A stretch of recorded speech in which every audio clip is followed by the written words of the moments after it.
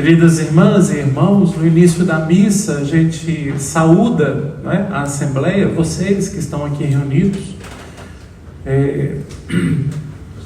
e vocês respondem: bendito seja Deus que nos reuniu no amor de Cristo.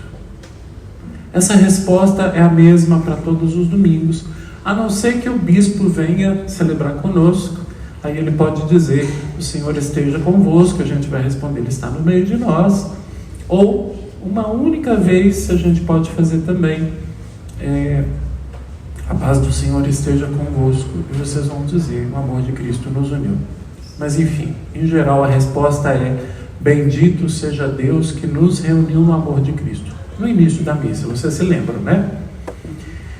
E a missa é a maneira mais, digamos, fundamental que a gente tem para consagrar o dia do Senhor, o domingo. O domingo é um dia para nós cristãos consagrados ao Senhor, e a gente realiza aqui uma experiência religiosa, evidentemente, mas que traduz a nossa fé. E essa experiência religiosa cristã que traduz a nossa fé, ela é continuamente purificada por Jesus, se a gente deixa Ele purificar essa experiência de religião.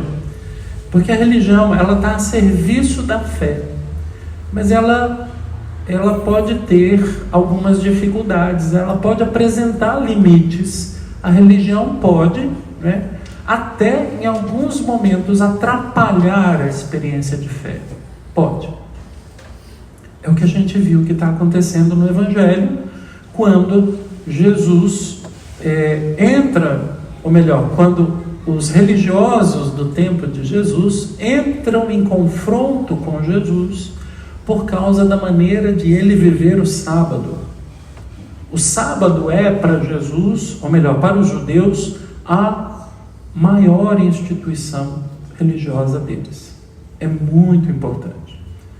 Então a consagração do dia do Senhor, ela tem uma importância imensa, né? O sábado para o judeu. E essa consagração do sábado, ela foi surgida, né? Ela nasceu da experiência da escravidão lá do Egito. E a gente ouviu na primeira leitura essa experiência. Deus chamando o povo, e por meio do Moisés dizendo a eles assim: olha, vocês foram escravos no Egito, e eu peguei vocês com mão forte lá do Egito, tirei vocês de lá, né? Então, agora que vocês estão na terra das promessas, que vocês não escravizem também, que a sua família não trabalhe, que o estrangeiro que está na tua terra não trabalhe, que o seu escravo também descanse, que o seu empregado também descanse, que os animais descansem, que a terra descanse. É o dia do descanso. Lembre-se, você foi escravo no Egito, e eu sou o Senhor que tirei vocês de lá do Egito. Com isso, Deus está querendo dizer assim: olha, não tem outra experiência religiosa de verdade. Vocês fizeram a experiência verdadeira de serem tirados do Egito, a experiência concreta de serem tirados por mim do Egito. Então não há outros deuses, eu sou o Deus que tirou vocês do Egito. Mas tem por trás dessa frase uma outra coisa também: eu conheço bem vocês, então não tentem me enganar, eu sei quem vocês são. E aí Deus está dizendo para esse povo de uma maneira muito forte isso: consagre o sábado como dia do repouso, para que a liberdade que vocês conquistaram seja mantida, para que a vida que eu dei a vocês seja preservada, para que a dignidade de vocês seja garantida. É importante, não só de vocês, mas de todo mundo. Então, esse sentido original do sábado está na primeira leitura para nós. Mas quem é que traz à tona esse sentido original do sábado? Repito, que é a maior instituição religiosa dos judeus. Quem é? Jesus é que vai dar esse sentido, porque no tempo de Jesus As regras religiosas foram se acumulando em cima do sábado, mais ou menos quando a gente deixa alguma coisa empoeirar por muito tempo. A poeira começa a fazer parte daquilo, né? Ela impregna de uma tal maneira que às vezes para tirar determinado sujo a gente tem que passar com a faquinha ali para raspar a sujeira, né? Interessante, né? Acho que estava acontecendo isso em relação ao sábado. Então Jesus estava lá, né, raspando essa instituição, o sábado, para aparecer de novo a beleza desse preceito, né? E as regras não permitiam que os judeus fizessem absolutamente nada nesse dia. Inclusive, não poderiam fazer nada em favor de alguém que estava precisando, né? E aí os dois casos demonstrados para nós são os discípulos de Jesus, que passam com Jesus no meio do campo e começam a colher trigo e a comer trigo. Estão com fome, tem que colher trigo e comer. E aí os fariseus e o pessoal religioso, né, o grupo religioso da época, começou a criticar Jesus por isso. Os seus discípulos estão fazendo o que não é permitido no sábado, isto é, arrancando espigas, trabalhando. Isso é considerado como trabalho e contraria a norma do descanso, do repouso no sábado. E aí Jesus lembrou para eles um episódio em que Davi, que é modelo para o povo, Davi pega os pães da proposição que está no templo, que só os sacerdotes podiam comer, e come, e os soldados também comem desse pão, porque estavam com fome. Muito bem. Depois de Jesus lembrar esse episódio de Davi, Jesus dá uma sentença que é para nós lapidar. É uma frase que a gente não pode esquecer. O sábado foi feito para o homem e não o homem para o sábado. Isso é muito importante, porque Jesus ordena de novo o sentido disso. Se existe um dia de repouso, se um dia Deus instituiu um dia de descanso, é para o ser humano. Não é uma lei absoluta em si mesma, ela existe para preservar a vida, a liberdade, a justiça, o amor ao próximo. Ela existe para preservar aquilo que Deus criou como sendo o ápice da criação de tudo que existe. O valor do ser humano é tanto que Deus consagrou o sábado para ele. Jesus ensina isso para nós. Então, o sábado foi feito para o homem e não o homem para o sábado. Na sequência, o texto diz que Jesus vai então para a sinagoga, e na sinagoga o pessoal está de butuca, né? Os policiais da fé, os fiscalizadores, né? Para ver se Jesus ia fazer alguma coisa de errado no sábado. E Jesus encontra lá um homem com a mão ressequida, né? E Jesus percebe isso, e o texto mostra os sentimentos de Jesus. É muito bonito isso, apesar dos sentimentos serem de decepção, né, por nós. Diz que Jesus teve muita ira e tristeza, porque eles eram duros de coração. Muita ira e tristeza, porque eles eram duros de coração. E aí, Jesus chama o homem da mão ressequida e diz a eles: o que é mais importante? Fazer o bem ou fazer o mal? Salvar uma vida ou deixá-la perder?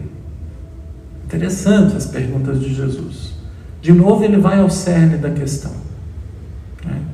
Porque deixar de fazer é fazer o mal, né?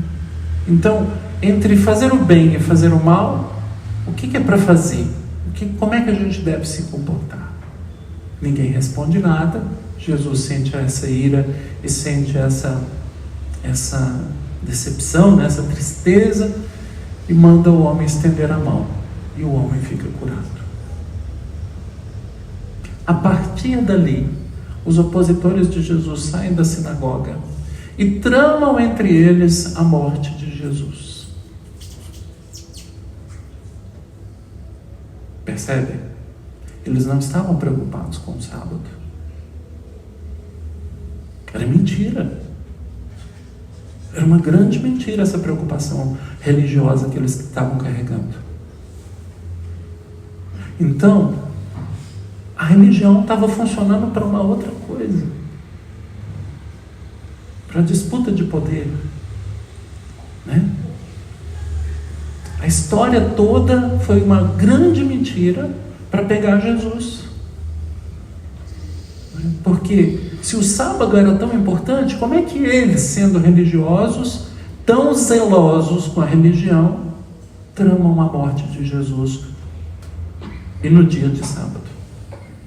É estranho, né? Parece até um lugar onde a gente vive, né? De vez em quando tem umas coisas assim estranhas. Vocês tiram as conclusões que vocês quiserem. Estranho. O uso da religião a favor, né,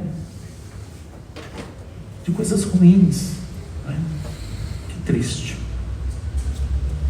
Então, queridas irmãs e irmãos, eu volto ao nosso rito inicial. Bendito seja Deus que nos reuniu no amor de Cristo. E eu me fiz essa pergunta e eu acho que eu preciso respondê-la para mim primeiro e depois para vocês. Religião sem amor, ela não tem autenticidade nenhuma, não presta, joga no lixo, joga fora. Religião sem amor não vale nada, nem para os judeus, nem para nós, e nem para ninguém de outras religiões. Porque se o que a gente faz aqui não exprimir o amor pela vida do outro, o amor concreto pela vida do outro, por mais sagrado que seja esta instituição, como era para os judeus os sábados, perde o valor, perde a autenticidade, não tem sentido, fica vazio, fica oco. E aí nós temos exemplos fartos da tradição cristã que aprendeu a cultivar isso. E tem um caso que eu gosto de repetir para mim. Desculpa se eu vou repetir para vocês. É o caso do jejum que São Francisco estava fazendo com seus frades. Já falei disso aqui algumas vezes, mas vou repetir. São Francisco propôs aos frades um jejum. E um jejum muito severo, eles ficaram muito tempo jejuando. No meio da noite, um dos irmãos começou a gritar: ai que eu morro, estou com fome, ai que eu morro. Não estava aguentando o jejum, estava muito severo. Então todos acordaram assustados. E aí São Francisco chamou os frades que cuidavam da cozinha e disse: prepara um jantar para todos. Chamou todos os frades e disse para eles: agora nós vamos sentar e nós vamos comer com o nosso irmão que está passando fome. Não sei se vocês estão entendendo. A instituição jejum, ali, naquele momento, começou a ferir a vida de alguém, a ponto dessa pessoa gritar por socorro. E aí São Francisco fez com que toda a comunidade se voltasse para comer na caridade com aquele irmão, né, que estava passando fome. E às vezes eu fico pensando se entre nós não nos falta caridade nas coisas que a gente faz ritualmente, celebrativamente. A caridade com quem está atrás de nós na fila da comunhão. A caridade com quem foi afastado da mesa por uma situação que é considerada, digamos, inadequada. A caridade com alguém, né, que é muito pobre, tem medo de entrar no meio de nós. Isso acontecia aqui na nossa paróquia. Padre, eu posso entrar na igreja? Eu já escutei essa frase aqui. Claro, a igreja é sua também. Gente, religião sem caridade, ela está distante de Jesus. Então, a gente precisa purificar o que a gente faz. Não só ritualmente, mas também na nossa vida. Viver como cristão nesse mundo supõe amar o outro, qualquer que seja esse outro. Amar. Sem o que não vale a pena. Joga no lixo, não presta. Por isso, nós temos um dia para festejar a entrega do mandamento do amor, a Quinta-feira Santa. Por isso, todos os domingos, que é o nosso dia consagrado ao Senhor, para nós não é o sábado, nós temos um dia consagrado ao Senhor que começa com essa frase da parte de vocês: bendito seja Deus que nos reuniu no amor de Cristo. Um amor concreto. O amor que ultrapassa as fronteiras que muitas vezes nós colocamos entre nós e os irmãos. E que as nossas ações promovam a vida, nunca a morte. Que Deus nos ajude a viver de maneira cada vez mais purificada a fé que nós recebemos. Amém.